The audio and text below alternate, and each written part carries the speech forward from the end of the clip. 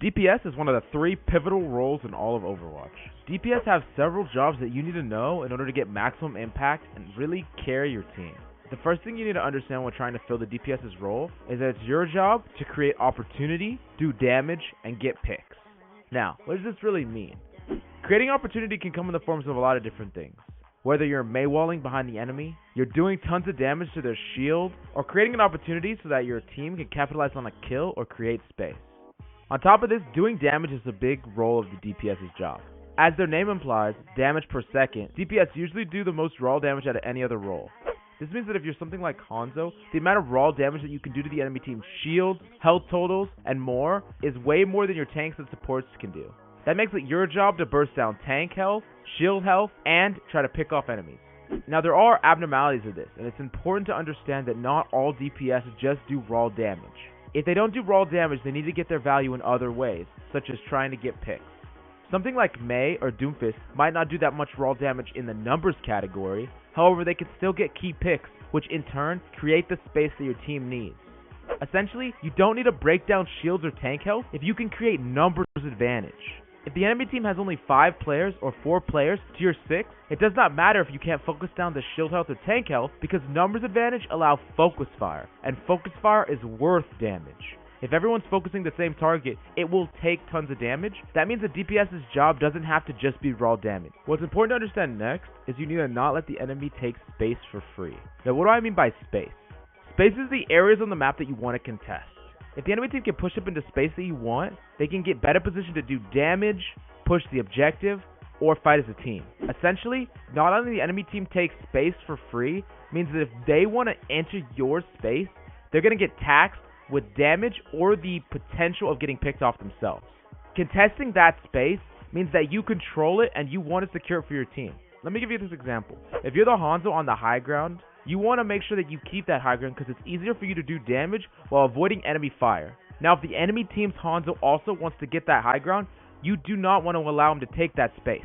It's your job to contest him for that space, because if you have that space and he doesn't, not only do you do more damage, but you deny him from being able to do damage to your team.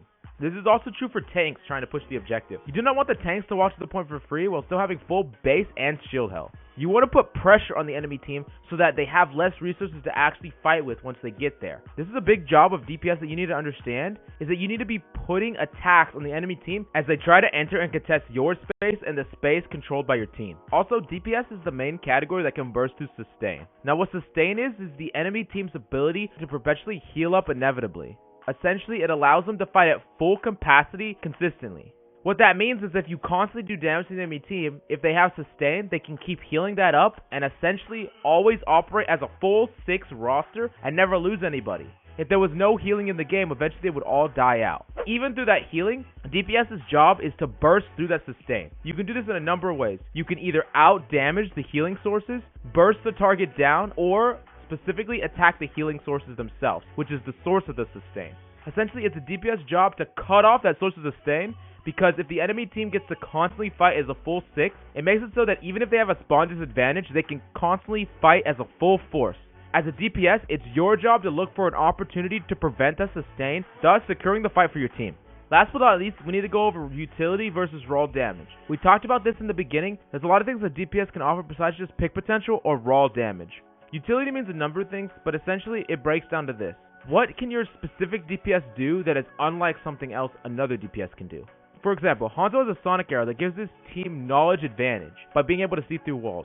Widow has sights that lets her whole team know where the enemy are. On top of this, Symmetra has teleport, Soldier has biotic field. There are tons of specific utility things that each character can do. So as a DPS, you really need to understand what your utility does that is outside the create an opportunity, do damage, and get picks category for a DPS. Essentially, there's a lot more that you could squeeze out of a DPS if you know specifically what that DPS can do that's outside of their base role job.